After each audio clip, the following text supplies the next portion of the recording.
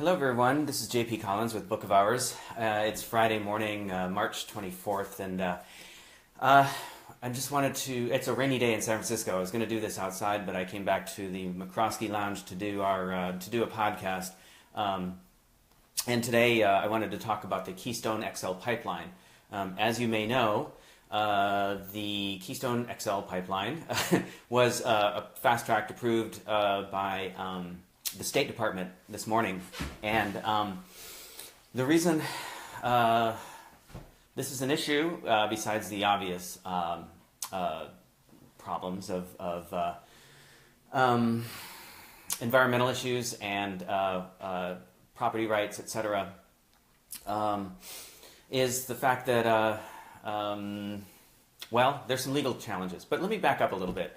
Earlier this week, I was in the locker room in my YMCA, and I go to swimming at the Presidio YMCA, and there were a couple of the old guys talking, and the one's a real yahoo. I mean, by old guys, okay, so people give me shit before about saying old people, right? Okay.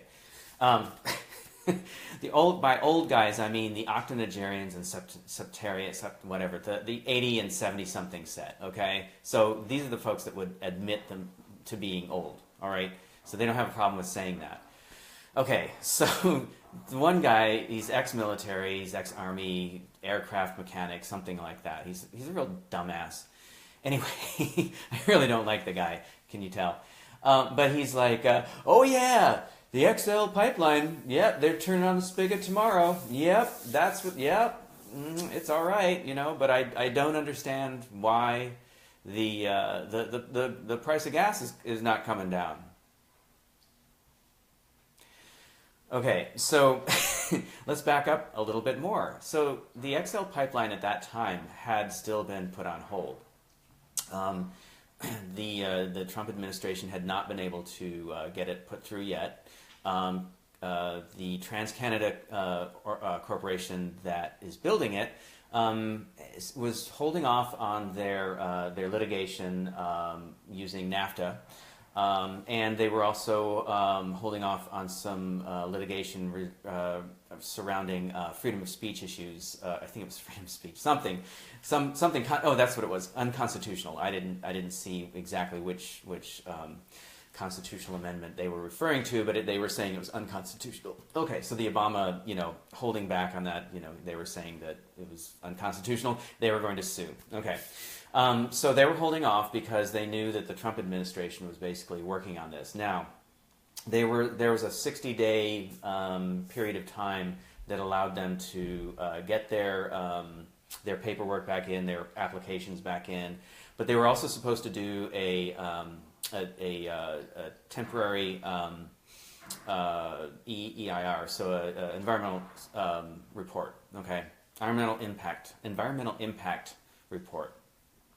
So TEIR, something like that. And they hadn't really finished that yet. And that part of that process was basically that they needed to go back over the path that this pipeline was going to take through, I believe it was Nebraska. And that gets into a lot of basically who's opposing this pipeline. So we have Native people, we have farmers, we have property owners, and a number of other, and environmentalists. Okay, so a big crowd of people are against this thing, and it has to do a lot with property rights, with agriculture, with Native American rights, and with the environment. Okay, that's a big group of people to go against. But nonetheless, the big oil companies and the deep state and whoever else is behind this. Basically are pushing forward to get this fast-tracked and get it through. Okay, so the fast-tracking can raise some issues. Okay, so one is the fact that they're pushing it through so quickly after the thing had been held up is basically, hey Lance, how you doing? Glad to see you. The one thing is that the courts can come back and sue the administration and just basically say, that they are being arbitrary and capricious. I love that. Okay, so because they, on one hand, the Obama administration stopped it, so the government stopped it. Now the Trump administration is coming back, and without doing their due diligence, without doing the putting enough effort and energy into the temporary the TEIR, the environmental impact report. That is basically going against what they said they were going to do in the first place. Okay, so there's the legal challenges that they're opening themselves up to by fast tracking this thing and approving it today.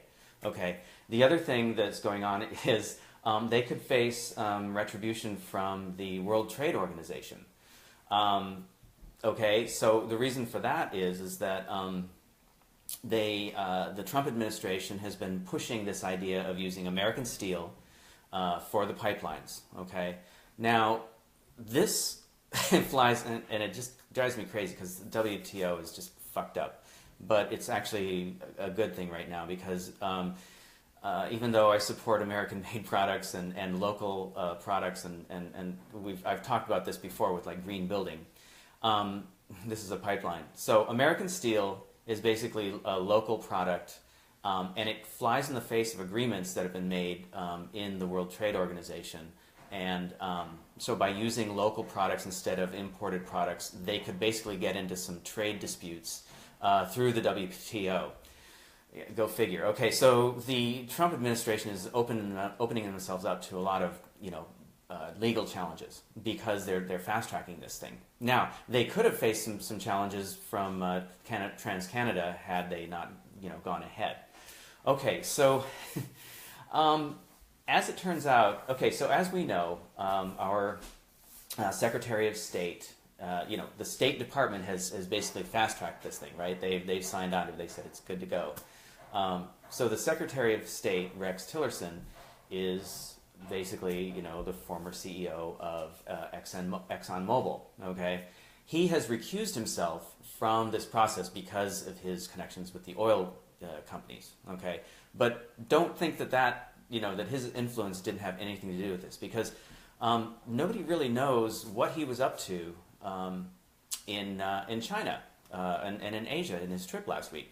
Now, going back to the yahoos that were talking about the price of gas and the problem with that, the thing is with the XL pipeline, the Keystone XL pipeline, is that this is dirty oil coming from Canada, from the tar sands of Canada. So it's like a lot of carbon going into the atmosphere as a result of this production.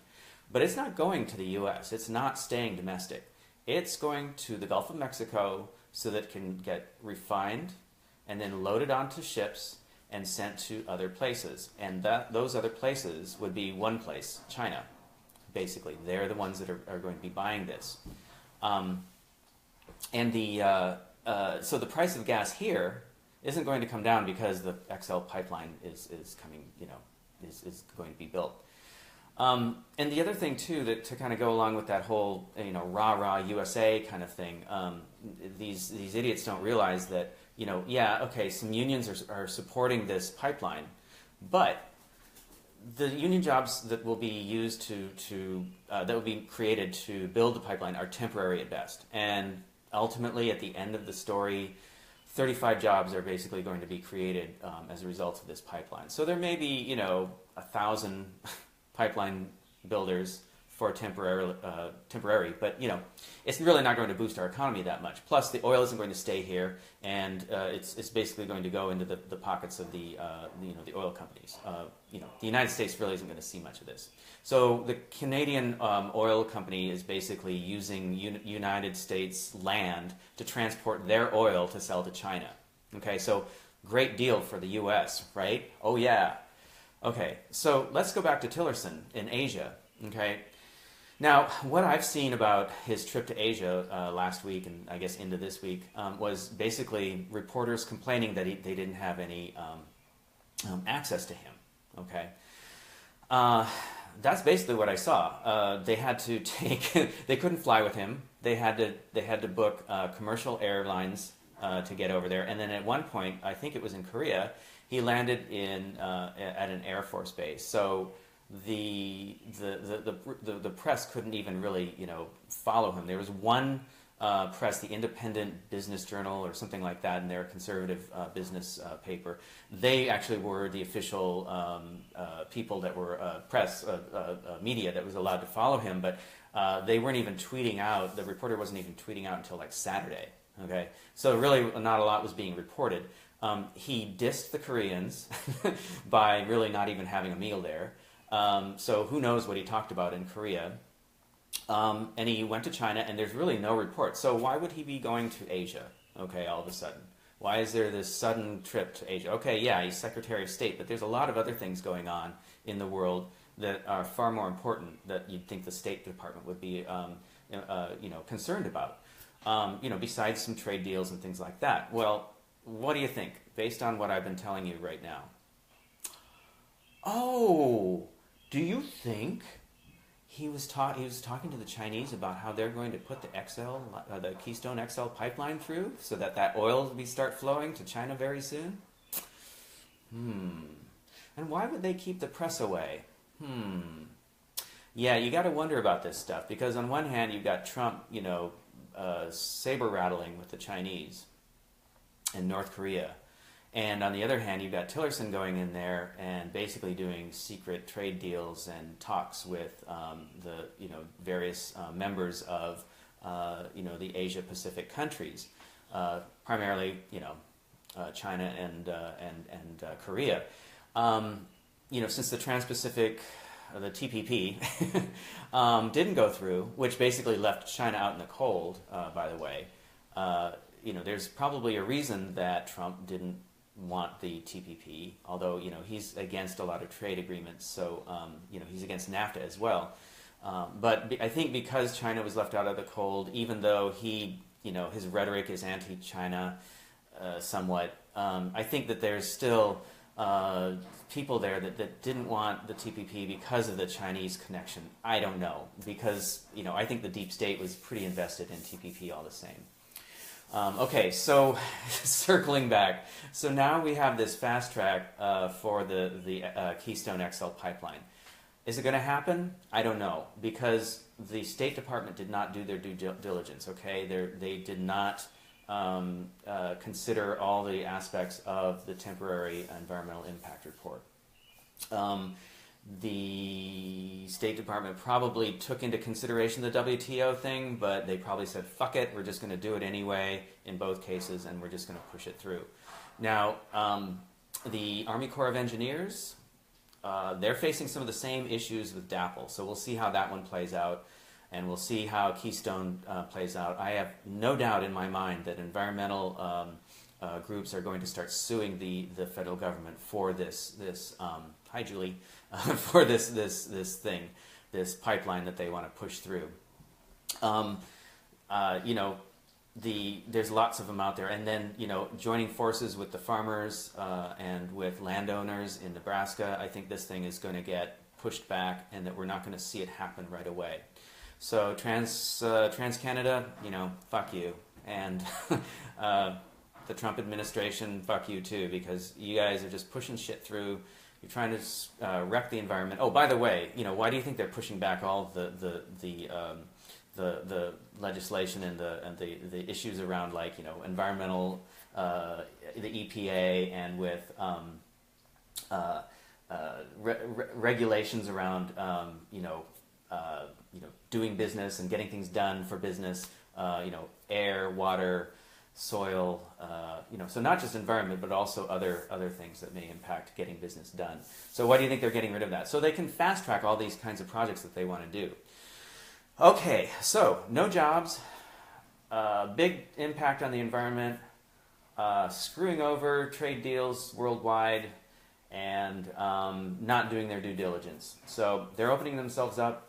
I don't think this is going to happen, but I just wanted to report in, let you know what's happening, and to the yahoos out there, that oil isn't going to start flowing, your gas prices aren't going to come down, so just get over it. All right, this is JP. I'm with Book of Hours. You can support us by going to book-of-hours.com and click on the button that says donate. That's it for me. It's Friday. Have a great weekend. Trolls will be ignored. Thank you for watching. Bye-bye.